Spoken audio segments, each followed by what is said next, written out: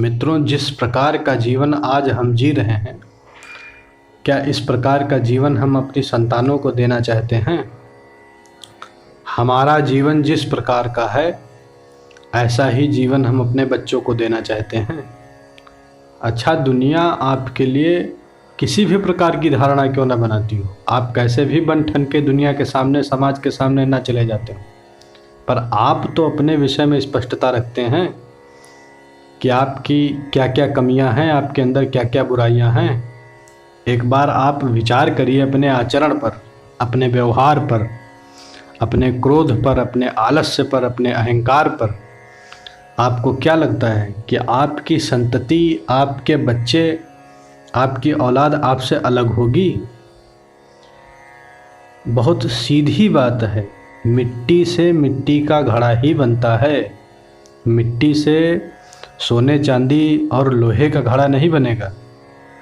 जैसा जीवन आप जी रहे हैं, अगर आपको ये अपेक्षा हो, आप ये भ्रम में हो कि आपकी संतान आपसे अलग होगी, जो भी लोग बच्चा करना चाहते हो। अच्छा, मेरा उद्देश्य किसी की भावना को ठेस पहुंचाना बिल्कुल नहीं।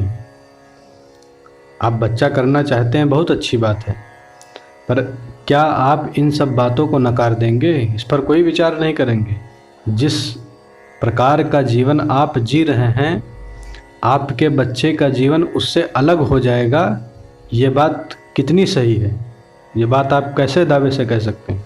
आप लोग इस बात पर विचार करिए। पति पत्नी दोनों लोग बैठ करके इस विषय पर सोचिए कि हमको किस प्रकार की संतानें चाहिए, हमको बच्चे किस प्रकार के चाहिए, हमको बच्चे क्यों करने हैं, और फिर उस निर्णय पर जाइए। वर्तमान समय में मित्रों, मैं स्वयं से ये सोचता हूँ कि किसी को जान से मार देना एक बार ठीक हो सकता है, पर किसी नई संतति को इस परिवेश में जन्म दे देना ये बहुत ही घातक है। तो इसलिए मित्रों, आप इन सभी बातों पर विचार कीजिए, और जब आप अपने जीवन में कोई यथार्थ परिवर्तन लाएंगे, आप विश्वास कीजिए, संत साहित्य को पढ़िए, वेदांत की ओर बढ़िए, जीवन की शिक्षा लीजिए।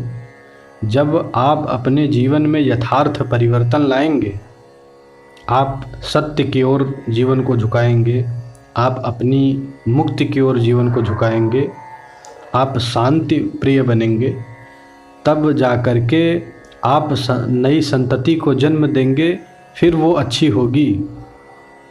परंतु आप ये चाहते हैं कि आप जिस माहौल में जी रहे हैं, अंधविश्वास में, रूढ़वादियों में, अवैज्ञानिकता में, तो वो संतति उसी प्रकार की होगी।